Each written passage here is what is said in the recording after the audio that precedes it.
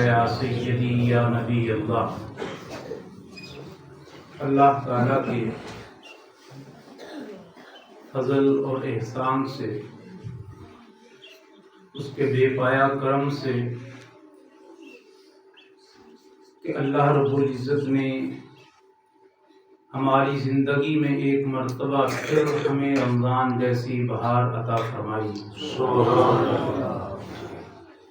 پھر اس کی قدر و قیمت آقا کائنات امام الانبیاء خاتم الانبیاء آپ کی خوشی اور مسرت سے یہ لگائی جا سکتی ہے کہ حضور علیہ الصلوۃ والسلام جب بھی رمضان داخل ہوتا تو حضور علیہ الصلوۃ والسلام کی عبادت میں، صحابت میں، ذوق میں اور چاشنی اور مزید وسعت پیدا ہو جاتی۔ اور ہم بھی اس محبت اور عقیدت کے ساتھ ایک مرتبہ پھر رمضان مبارک کی عظیم ساعتوں اور گھڑیوں میں صبح صادق فجر کے وقت ہم اللہ کے پاک کلام اور مصطفیٰ کریم علیہ الصلوۃ والسلام کے پاک فرمان سے اپنی صبح کا آغاز کیا کریں گے، اور اس ایمان اور اس یقین کے ساتھ کہ آقا کائنات امام الانبیاء نے ارشاد فرمایا کہ اللہ اس شخص کے چہرہ کو تر و تازہ رکھے جس نے میری کسی ایک حدیث کو بھی میرے سے سنا، اور جس طرح مجھ سے سنا ویسے ہی آگے بیان کر دیا۔ تو محدثین فرماتے ہیں یہ تر و تازگی صرف دنیا میں نہیں بلکہ آقا کائنات امام الانبیاء کا فرمانا یہ ہے کہ اللہ اس شخص کے چہرے کو دنیا میں بھی تر و تازہ رکھے گا، قبر میں بھی تر و تازہ رکھے گا، اور حشر میں بھی تر و تازہ رکھے گا۔ اسی عقیدے اور نظریے کے ساتھ ہم حاضر ہیں۔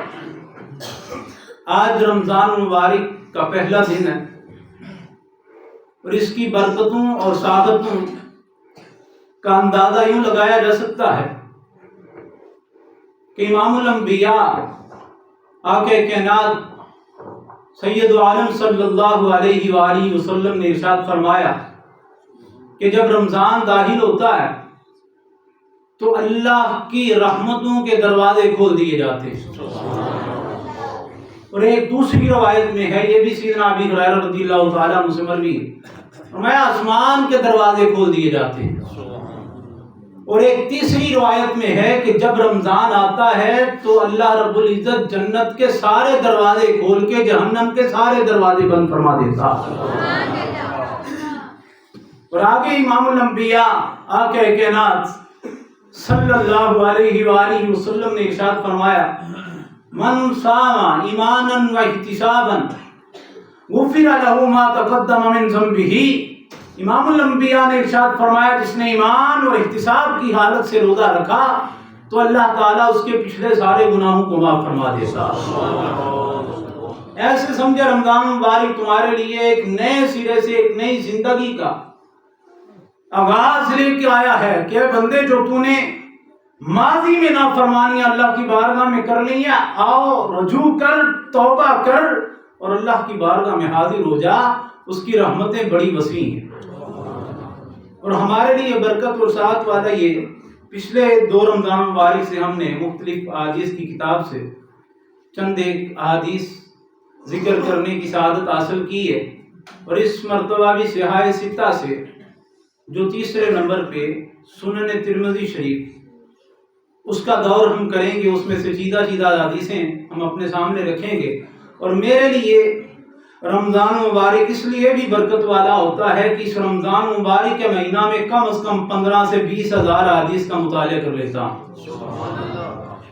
اور حضور علیہ الصلوۃ والسلام سے کلام کر لیتا ہوں، حضور علیہ الصلوۃ والسلام سے باتیں کر لیتا ہوں۔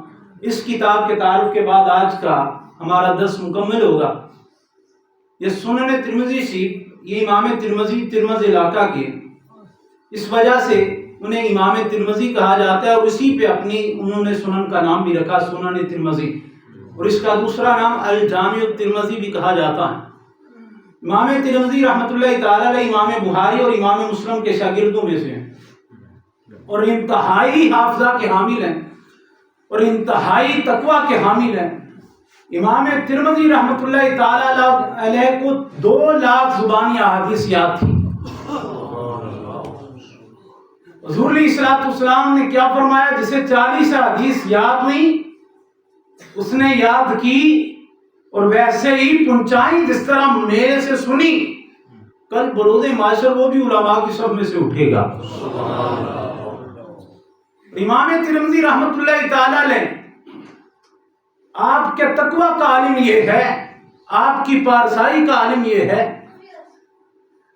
کہ آپ اللہ کے ڈر سے، یہ امام احمد نیشاپوری رحمۃ اللہ تعالی لکھتے ہیں کہ آپ اللہ کے ڈر سے ایک دن اتنا روئے کہ آپ کی آنکھوں کی بینائی جاتی رہی۔ یہ کون امام ترمذی ہیں جن کے سینے میں اللہ کا کلام محفوظ ہے؟ یہ کون امام ترمذی ہیں جن کے سینے میں حضور کی حدیث محفوظ ہیں؟ یہ کون امام ترمذی ہیں جن کا ہمہ وقت امام الانبیاء کی محبت میں گزرتا ہے؟ اور امام ترمذی رحمۃ اللہ تعالی علیہ اپنی اس کتاب کے مقدمہ میں، اور امام قاضی ایاز مالکی رحمۃ اللہ تعالی علیہ یہ 2 بندوں کا یہ دعویٰ ہے، الشفاء بتعریف حقوق المصطفیٰ۔ آپ اس کے مقدمہ میں لکھتے ہیں کہ جس کے گھر میں یہ عربی متن ہوگا اس کے گھر کبھی جادو نہیں ہو سکتا۔ اور امام ترمذی رحمۃ اللہ تعالی علیہ فرماتے ہیں کہ جس کے گھر یہ میرا عربی متن، فرمایا میرا نہیں، یہ تو پاک نبی علیہ الصلوۃ والسلام کا فرمان ہے، فرمایا جس کے گھر یہ عربی متن ہوگا، یہ حدیث کی کتاب ہوگی، کبھی بھی اس گھر میں جنات کا سایہ نہیں ہوگا۔ وجہ کیا ہے؟ فرمایا اس میں وہ حدیث اور وہ سارے وظائف بیان کر دی ہیں جو امام الانبیاء نے خود اپنی زندگی میں جنات کے لیے، جادو کے لیے سارے لوگوں کو بتائیں۔ اس لیے امام ترمذی رحمۃ اللہ تعالی علیہ فرماتے ہیں جس گھر میں بھی یہ ہوگی کبھی اس گھر میں جنات کا سایہ نہیں ہوگا۔ آج کے ہمارے یہ امام ترمذی رحمۃ اللہ تعالی علیہ کے تعارف اور اس کتاب کے تعارف میں تھوڑی سی باتیں کی، اور اس کتاب میں 3956 احادیث اس میں امام ترمذی مختلف ابواب کی صورت میں لائے ہیں۔